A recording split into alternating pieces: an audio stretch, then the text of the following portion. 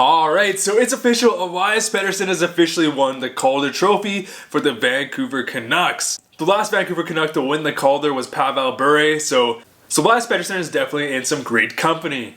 And I'm very excited that Pettersson won the Calder. It really, signifies the fact that, Vancouver has a bright future. Obviously, we had Brock Boeser who came close to competing for the Calder last year, but he did get injured, which allowed Barzal to walk over the competition. And then we've had other guys like Bo Horvat, but no one as electrifying, as dynamic as Elias Pettersson. Elias Pettersson finished the season with 66 points, 28 goals in 71 games, and was a huge impact player for the Vancouver Canucks. Without Elias Pettersson, the Vancouver Canucks wouldn't have been close to competing for a wildcard spot. Now, I know there's probably going to be a lot of controversy because Jordan Binnington helped carry the St. Louis Blues to win the Stanley Cup. However, guys, there seems to be some recency bias here. The playoffs in the Stanley Cup are not considered when voting for Calder.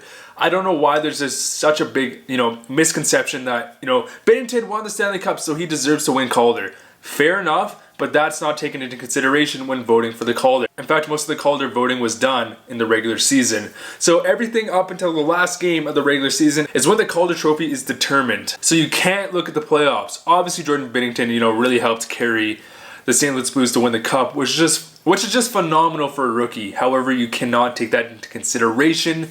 And the other aspect of it is Jordan Binnington only played 32 games. So if you watched one of my recent videos, I went through the past couple of decades and kind of analyzed all the Calder winners that were goaltenders.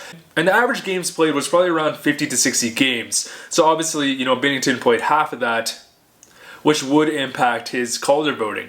I really feel like this recency bias of Jordan Binnington obviously winning Stanley Cup has kind of hindered the actual effect that Elias Pettersson had, not only on the NHL, but for the Vancouver Canucks. Elias Pettersson is a highlight machine. He scored just phenomenal goals that we have not seen in a long time, especially with the Vancouver Canucks. Elias Pettersson is just an impact, honestly a franchise player for the Vancouver Canucks, of course. And another thing that people don't really take into consideration is Elias Pettersson is obviously a super dynamic offensive player, but he also has a very strong defensive game. This often gets overlooked because people just assume he's he's an offensive guy, but he does a very good job in the defensive zone. There's so many times where Elias Pettersson steals the puck, blocks shots when he should be blocking shots, pickpockets, and just does a lot of things right. Which is why, he's often compared to people like Pavel Datsyuk. Pettersson is a very strong two-way guy. Even though it seems like he's more of an offensive threat, he does have a very strong two-way game.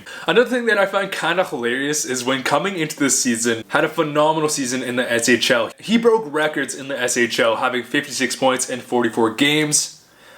In 19 points in 13 playoff games, 10 of those being goals. Just incredible stats in the SHL by a rookie teenager. So I found it hilarious when, people are predicting this year's, potential Calder winners. I saw a lot of, obviously, Dahlin, who did have a really good season, Casey Middlestat, Svechnikov, but Pettersson was shadowed by all those guys I just listed, and I found that pretty hilarious. I always knew, obviously it's kind of hard from other people to see how good Elias Pettersson is, especially when he's playing in the SHL.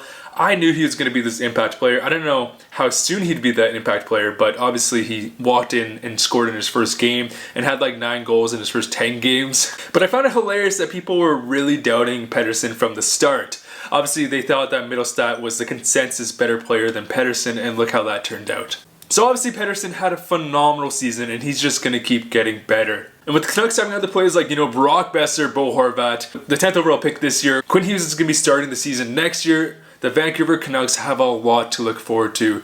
A very bright future with a lot of really exciting pieces. I'm very excited for this year's draft, guys. I'm going to have a lot of content coming out, so stay tuned. Thank you guys so much. Again, we just hit 500 subscribers. It really feels like I just started this channel, only a couple weeks ago. So to hit, obviously, 500 subscribers already is insane. My goal for this year was to maybe hit 1,000 subscribers by the end of the year, and that was a hopeful goal. So the fact that we're already at 500 subscribers is just phenomenal. Thank you guys so much for all the support.